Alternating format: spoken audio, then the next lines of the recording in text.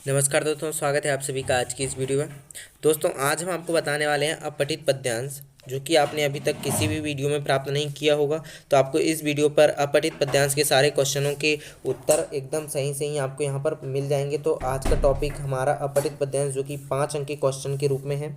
ठीक है, तो वीडियो को अंत तक ज़रूर देखना है और चैनल को सब्सक्राइब ज़रूर करना है और प्लीज़ वीडियो को शेयर ज़रूर कर दें, जिससे कि दूसरे बच्चों को भी वीडियो मिल जाए और वो भी अपनी एग्ज़ाम की तैयारी कर सकें। ठीक है दोस्तों, तो यहाँ पर जो अपठित पद्यांश का जो प्रश्न क्रमांक पहला है, क्या कहा रहा है, हमको देख लेते हैं कि गद्यांश को पढ़कर नीचे प्रश्नों के उत्तर दीजिए। हमको इस गद्यांश को पढ़ना है और इसके नीचे जो उत्तर, जो कि प्रश्न दिए गए हैं, उनके उत्तर हमको निकालना है। ठीक है, तो सबसे पहले गद्यांश आपको पढ़ लेना है और इसके उत्तर यहाँ पर देने हैं। ठीक है, तो गद्यांश को तो दोस्तों मैंने पढ़ लिया हूँ, तो आपको पढ़ लेना है। मेरा काम सिर्फ आपको उत्तर सही देना है। तो ठीक है, तो सबसे पहले हमको प्रश्न में क्या पूछा है, देखिए, उपरोक्त गद्यांश का उचित शीर्षक क्या है। तो इसका जो शीर्षक है, जो कि इसमें किस विचारधारा के बारे में बात करा है, तो इसकी जो विचारधारा है वो उदारता से जुड़ी है। तो इसका जो उचित शीर्षक आ जाएगा वो आ जाएगा उदारता। ठीक है, तो इसी का सेकंड है, उदार पुरुष की क्या विशेषताएं होती है।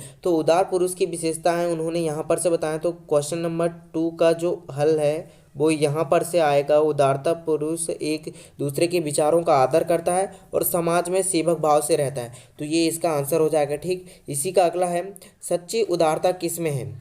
तो यहाँ पर देखना थर्ड नंबर का, यहाँ से उदारता इस बात में है कि मनुष्य को मनुष्य समझा जाए। सिर्फ आपको इतना लिख देना है, आपका आंसर एकदम सही होगा। फोर्थ पूछा है, अनुपकार क्या है। अनुपकार, तो यहाँ पर देखना सबसे लास्ट में, एहसान दिखाना उपकृत को नीचा दिखाना है, एहसान जताकर उपकार करना अनुपकार है। मतलब कि आप यहाँ पर से नहीं, यहाँ पर से यदि इस आंसर को लिखते हो तो एकदम सही होगा। एहसान जताकर उपकार का अनुपकार करना। ठीक, तो इसका ये आंसर हो जाएगा।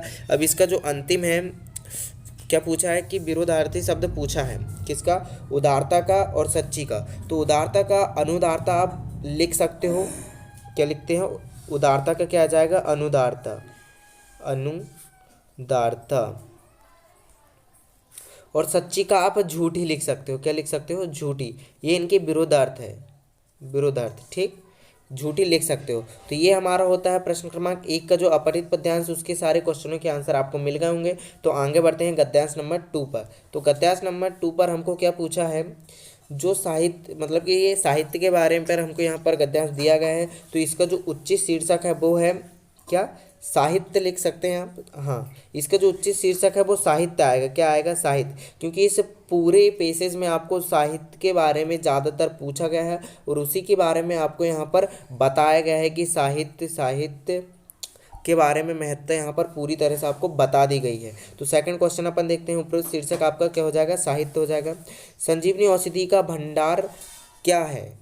तो संजीवनी औषधि का जो भंडार है वो इसमें क्या है, ये पूछा गया है। तो संजीवनी औषधि का भंडार जो साहित्य पतितों को उठाने वाले, मतलब कि आप जो इसका आंसर भी आप साहित्य लिख सकते हो। तो इसका आंसर भी क्या आ जाएगा, संजीवनी औषधि का भंडार आप साहित्य लिख सकते हो, जो कि हमको यहाँ पर से फाइंड होता है। ठीक है, अब अगले क्वेश्चन की ओर बढ़ते हैं। साहित्य के संवर्धन की चेष्टा कब अपना अस्तित्व खो बैठती है। मतलब यहाँ पर पूछा है कि कब साहित्य अपना अस्तित्व खो बैठती है। तो यहाँ पर देखिएगा, जो अंधकार की गर्त में अपना अस्तित्व, यहाँ पर से वह अंधकार की गर्त में पड़ी रहकर किसी दिन अपना अस्तित्व खो बैठती है। तो इस प्रकार आप इसका आंसर लिख सकते हो। ठीक है, वह से लेके यहाँ पर यहाँ तक। ठीक, इसी का अगला, नीतिद्रोही एवं साहित्य द्रोही कौन है। तो इसके लिए आपको क्या करना है, ये जो सेकंड जो पैराग्राफ की जो अंतिम लाइन है वो देखिएगा। कहा है, जो मनुष्य इतने महत्वशाली साहित्य की सेवा और श्री वृद्धि नहीं करता, वह उससे अनुराग नहीं रखता, वह साहित्य द्रोही और नीति द्रोही कहलाता है। तो इसका आंसर आप यहाँ से लेके यहाँ तक पूरा कंप्लीट कर सकते हो। तो ये 74 नंबर का क्वेश्चन हो जाएगा। और यदि आपको इसका उपरोक्त सारांश पूछा है तो आप इसका उपरोक्त सारांश साहित्य से जुड़े कुछ महत्वपूर्ण बिंदुओं को लिखकर भी लिख सकते हो। मैं आपको बता दूं, यदि इसका उपरोक्त सारांश आप लिखना चाहो तो उपरोक्त गद्यांश में साहित्य को महत्व देते हुए साहित्य से होने वाले लाभ एवं हानि को बतलाया है। साहित्य मरे हुए को जिंदा कर देता है तथा पीड़ितों का दर्द हर लेता है। कुछ इस प्रकार से आप इसका सारांश लिख सकते हो। तो ठीक है, इसके हमने सारे पाँचों क्वेश्चन कंप्लीट कर लिए हैं। तो बढ़ते हैं अगले पैसेज की ओर। तो अगला जो गद्यांश है हमारा वो शिक्षा पर आधारित है। तो शिक्षा पर आधारित है तो दोस्तों इसका जो उपरोक्त शीर्षक हो जाएगा वो क्या हो जाएगा हमारा शिक्षा। या फिर और देखते हैं, यदि और भी अच्छे इसका शीर्षक मिलता है तो वो भी हम लिख देंगे।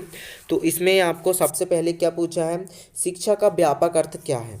शिक्षा का व्यापक अर्थ पूछा है हमसे, तो हमको यहाँ पर दिया है व्यापक अर्थ में वह जीवन का चरम उद्देश्य रहेगी।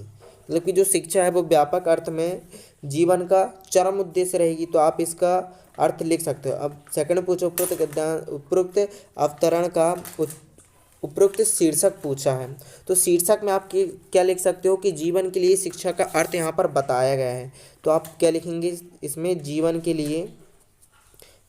लिए शिक्षा का महत्व या फिर शिक्षा का अर्थ बताया गया है। ठीक, अगला है निरुद्देश्य शब्द का वाक्य में प्रयोग कीजिए।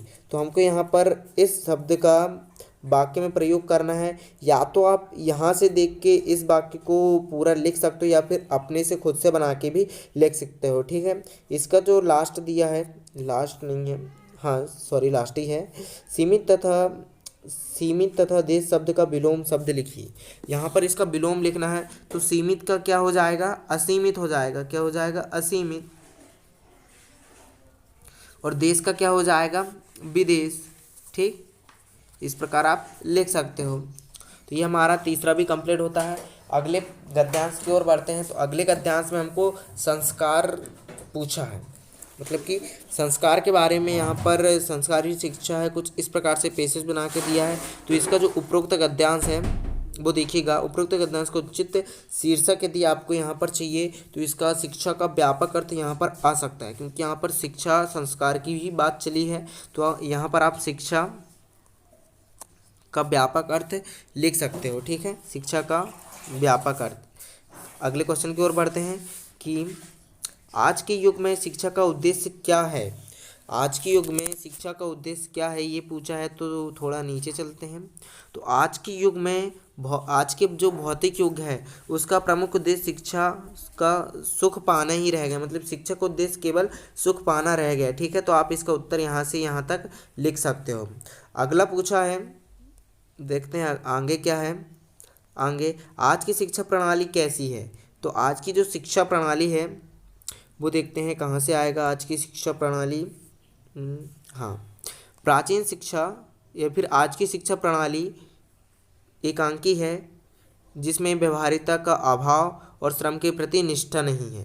ठीक, तो आप यहाँ पर से लेके यहाँ तक इसको लिख सकते हो। ठीक, अब जो अंतिम प्रश्न पूछा है हमसे, प्राचीन शिक्षा प्रणाली की विशेषताएं बताइए। तो प्राचीन शिक्षा प्रणाली की विशेषताएं आप यहाँ पर देखिएगा। प्राचीन शिक्षा प्रणाली में आध्यात्मिक तथा व्यवहारिक जीवन की प्रधानता थी।